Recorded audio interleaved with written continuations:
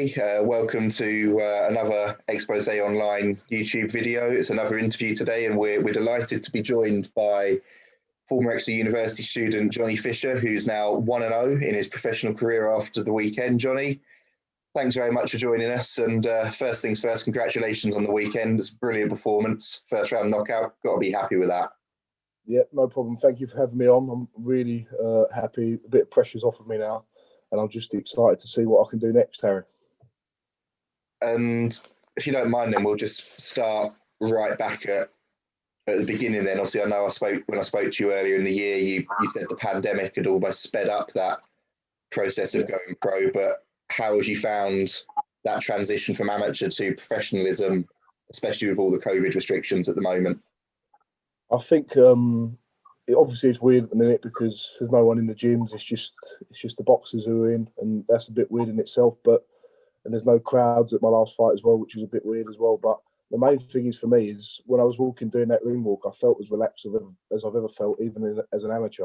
I think I've really turned a corner in terms of how the frequency of my training and how hard I'm training. I'm a lot more confident in what I'm doing in terms of I've got a great team around me, great managers, great trainers, and the best promoters out there. So I'm in a good place. Well, you seemed so controlled and clinical in the ring and when you were walking out.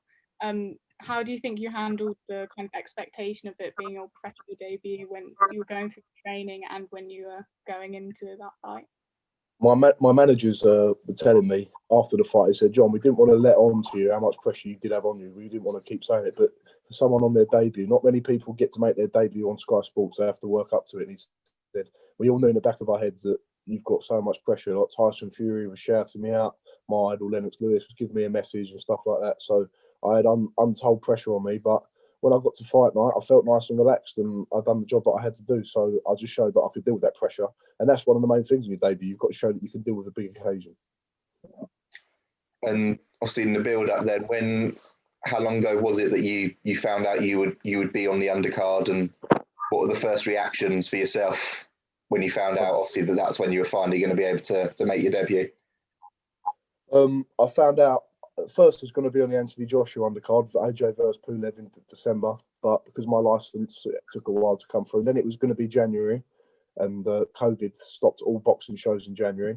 And then finally found out after that 20th of February was going to be my date for my debut. So in boxing, you've got to sort of take the rough and the smooth a lot, and you just got to go with it a little bit because nothing's certain until you weigh in and you're ready to go and you're in that ring. So I've been training solidly since August when I turned professional, so August, September time. So just got to keep ticking along and peak at the right time. So I've always been training in the gym. It's not as if I had time off and just relaxed for a little bit. I've been training solidly and learning my craft. So I've been in a good place for the whole build up to the 20th of Feb. Yeah, you mentioned that you moved quite quickly through amateur and professional. Do you think that you ever worried about that it was going a bit too quickly, or do you think you were like really prepared for that and ready to crack on? You never truly know, even when you've been a seasoned amateur as well, how you're going to transfer from amateur boxing to that professional ring and how you can deal with all the cameras and things like that. So everyone's in the back of their mind. There's always going to be them thoughts about, am I going to be good? Am I going to be all right in this environment? But luckily for me, I've done well. And yeah, it's really important sometimes to have an extensive amateur background, but a lot of boxers now are proving you don't need to have that longest career. I've gained so much of my experience through sparring top guys like Hughie Fury, Joe Joyce, who's my good friend, and other great pros like Dave Allen and Fabio Wardley. So some other good up and coming guys as well. So for me, I had confidence in my ability because I've proven it against some of these guys. But it's inspiring. You've got to transfer that into fighting, and that's something I was happy to do just a little bit on Saturday night. Obviously, like you said, in terms of that transfer, a lot of it comes down to the team around you then. Just how good has Mark been for you so far? Mark Tibbs has been unbelievable. He's away at the minute with Billy Joe Saunders, who's training for the biggest fight of his life against Canelo. That's hopefully going to come off in May.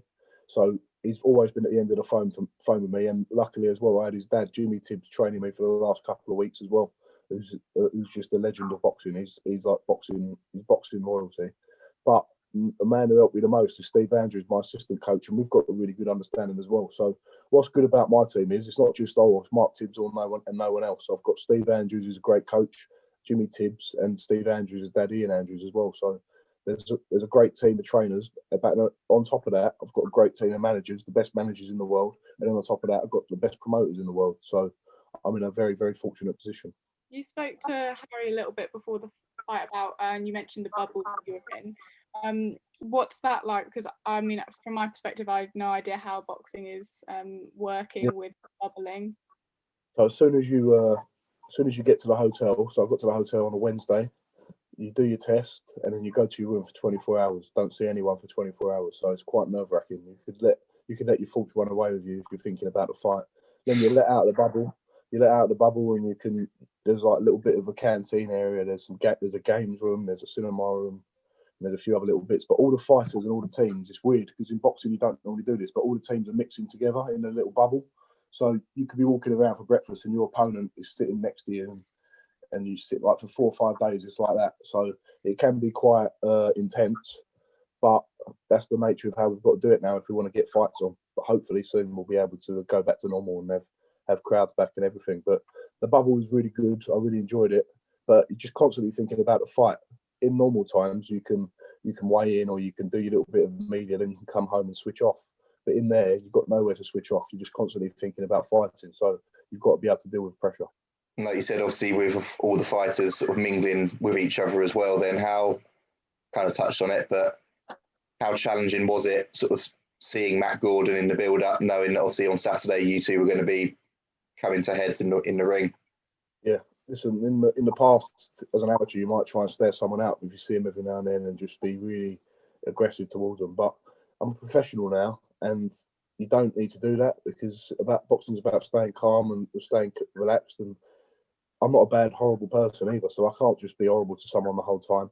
So, and he wasn't. He was just giving me a little nod saying morning, and yeah, I'll say morning back. We weren't friendly, but you're civil with each other, and you know you've got to do the business on Saturday night. So we're professionals at the end of the day, and that's how we dealt with it. But my mate Floria Marcus, managed by the same guys as me, got a huge following in Albania.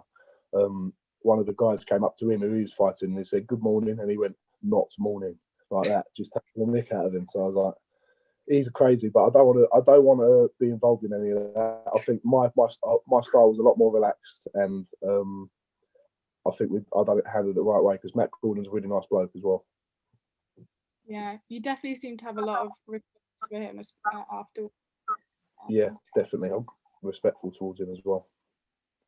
So looking at fight night itself, then obviously first time you've had obviously no fans, but the first time you've had a build up like that to an event, what was the thought process like when you obviously first went into the arena and started strapping and everything in the changing rooms?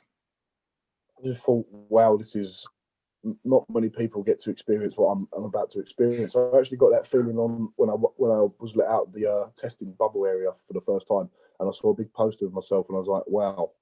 I was just like, am I really here? I've done well to get to this point. Now I've got to take the chance. You know what I mean? So it is a bit surreal, but in that arena, it was really. I really liked the setup of it. It was eerie and it's weird, but I think it helped me in a way because I was nice and relaxed. And I got the job done. And in the changing room, I had Clifton Mitchell in the corner, who's wrapped Tyson Fury's hands before. He's wrapping my hands. He's good friends with him, so he's got bundles of experience. And to have people like that in your changing room, you're in a good place. Yeah, you had so much support, I think, but also especially here in Exeter and at the university, there was just so much excitement. Like everyone was watching it on the notice board and everything. Everyone was going crazy. So does it mean quite a lot to have that support from Exeter as well? Absolutely massive to have that support because I miss Exeter every day. I miss it, and I'm hoping for the day when it all returns to normal that we can come down and just enjoy ourselves again because I had such a good time here. I enjoyed it. The rugby, the boxing club, everything about uni is just fantastic, and we need it back as soon as we can. And everyone was telling me that there's a night around Exeter, people looking forward to watching a fight, and it's just great. It's great for me to hear that because without support in the boxing world, it's very hard to make an impact. It really is part of the game that you've got to have a great support network. And I'm lucky not to have only just supporters in Essex where I live, but the luxury of having great supporters in Exeter as well. With that support as well, obviously, we've seen the video that Matchroom have put up online doing the rounds of your dad afterwards as well. Just how proud were your parents after Saturday night? Yeah, listen, I could tell. I watched videos of them back in my house as well, and they're just like, they're watching it, but they're watching it from behind the walls and just like peeking around. And they knew what pressure I was under as well, because I had a big build up. I'm not an Olympic champion and I'm not an ABA national champion, so you don't really know. You haven't been in them big arenas and them big fights. So it was just a big relief, and they was proud. They're proud of me, and it's good because they put a lot of faith into me and a lot of help given to me over the years, and it's good that I'm finally starting to do something that's worthwhile. And after the 17th of May, I suppose, if everything goes to plan, there'll be 1,000 people in venues and everything. Are you excited for when crowds get to return?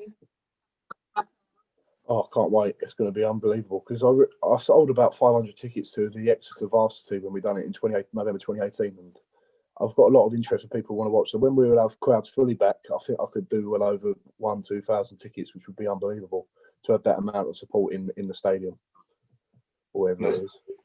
Obviously, if you've got the Exeter contingent coming down as well with Country Roads playing as you walk out, you're going to have a load of people singing along to that one. Yeah, I know that. I know everyone loves that tune down in the southwest, in Old Timepiece and around Fever and all that. So it'd be brilliant to have them belting it out as I walk in. On that then, quickly, because I know obviously you all pick your entrance songs. What was sort of the inspiration behind having Country Roads as your ring walk music? I love country music. I'm just a big country music fan, and I think Country Roads. I knew it was a great, it's like an anthem in Exeter Uni, isn't it? So I had it for my varsity match when I was down there, and I think he's just stuck with me since then. So I'm a big John Denver fan. I love country music anyway, but I think an anthem like Country Roads is going to get people going as well. And it's an anthem of Exeter, and I wanted to bring it into my pro debut, and hopefully I'm going to keep it and stick with it now. With Bull and yeah, south, so goes with the little motif, doesn't it? Like the little country sort of. It's good. It works, so I'm going to stick with it. That's looking at the fight itself. Then obviously it was a really clinical job in the end. Obviously, there's the image of the uppercut that almost connected as well, which got put up on the media channels. How in control did you feel from the first bell? I knew, and my trainers told me, you've got to assert your dominance a little bit in the first 30 seconds, because Matt Gordon, I might have made it look very easy in the end, but he gives people and debutants and prospects. He's fought some other good prospects, and I haven't got rid of him in one round, and he's taken a couple of distance. So I knew he was a tough man. But what I can take away from that is that after that first 30 seconds, I relaxed, and I've got to my boxing, and I countered him. So I showed that I can pressure and I can also box. So I was happy with that. And from the way I got rid of him, I've confirmed to myself that I've got very heavy hands and I can punch very hard, because no one else has got rid of him in that fashion. So it's a good statement to make on your debut. But I was just a bit too fast, a bit too strong, and I was too much for him in the end, and I countered him. And if I'm glad the ref stopped it, because if he didn't, he could have been in serious danger. So it was a great, compassionate stoppage. So I think the referee deserves a lot of credit actually as well, because watching it, you could see him getting back up, and you could see he was really struggling to control his feet. It was a great stoppage, because he was giving him every single chance, but then he stopped it right at the last minute. I thought, please, ref, in the back of my mind, I'm going, stop this, because I'm going to do some serious damage. And we saw obviously at the end when the ref did call it off, we saw you sort of like put your arms up in the air and then sort of just have a little moment. Was that relief as much as anything? What was going through your mind there? Just like, oh, I've done it. I've relief, because there's all this build up. In every interview I was doing before, people were like, are you looking for the knockout? Are you looking for the knockout? Are you going to do this? Are you going to do that? And I always was respectful and said, look, it's going to be a hard job. And I did, because you don't know if you're going to get a knockout or not yourself. And I did get it, thank God, but I wasn't ever looking too much for it. It's just, it would naturally happen. And that's what I said. It would naturally come if it was there. And thank God it did. We spoke about it a little bit before, but how have you celebrated? Oh, how haven't I? I've just been eating so much rubbish. I've had about 4 Chineses, and I've had 3 KFCs. I've had McDonald's yesterday as well. I've got a load of chocolate bars here that someone sent me as well. Got loads. I'm just eating. I was thinking so much rubbish. It's unbelievable, but you've got to, because I eat a lot. I'm allowed to eat as much as I want in camp, but it's very dull and very boring most of the time because I'm just eating, and I have to eat loads. I actually eat more in camp than I am now. It's weird. I eat more in camp, but because I'm eating things that I enjoy and I like, I'm getting satisfied easier in this week off. So I'm just sticking to it for another few days, and then I'll get back on it end of the week. So not for too long, but I'm going to enjoy myself while I can. Deserve to as well after the performance. Looking ahead, then, have you got any ideas then on when your next fight's going to be? So Sam Jones, my manager, saying it will be quite regularly that I'm fighting. So it might be end of April, May time. So it's not that far away. So I've got to stay ready. And for me now, it's about building my experience up. I'm not going to be fighting top tier opponents, but every time I fight, it's going to be a different test and someone a bit different. Because as we said, I've not had the longest amateur career. My experience is going to be built while I'm fighting on the job, which I'm lucky to be able to do. But I don't know where it will be. It might be in Italy. There's a show in Italy. They're going to try and get me on, which would be nice. But hopefully when we get to May, June, July time, it might be my third fight by then. We'll be able to have some supporters in. I was going to ask as well then, Johnny, just quickly again, obviously when I was speaking to you back in November, obviously talking about hopefully getting crowds in as well. So you want to try and get a fight in Essex if you can, and a fight in X as well. How good would it be, and what venues would you want to try and fight at if you're able to?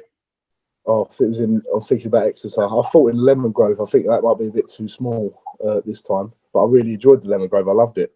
Where would I do? Probably Exeter Chiefs, where you'd love to have one fight, maybe one day down the line in a couple of years for an English or British title fight down at Exeter Chiefs would be unbelievable. In Essex, I'm not really. There's some great venues around Essex anyway, and London, so I'm near it. But I'd love to fight in Exeter one day because I've got so many great memories there, and it'd be brilliant to come back and have like a little homecoming. But for now, I just got to keep building and keep getting the learning under my belt, and we can worry about the bigger fights later down the line.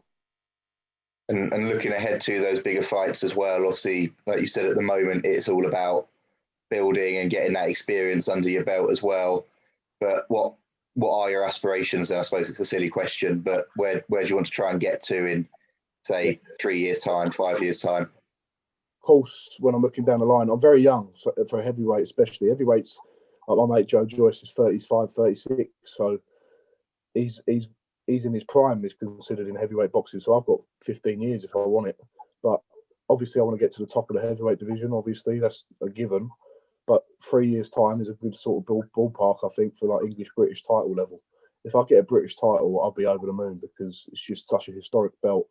Some of the greats have fought for that British title, and to be king of the British Isles, it would be unbelievable. But for now, it's about building, and who knows? In a year's time, it might come quicker. It might be 2 years. It might even be 3 years until I start making my moves. But I've got enough time to do it at my own pace. Brilliant. Well, Johnny, if it's okay with you, we'll leave it there.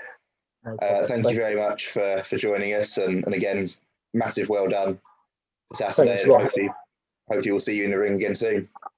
Yeah, thanks a lot, Harry. Thanks for having me on, mate. Brilliant. Cheers, Johnny.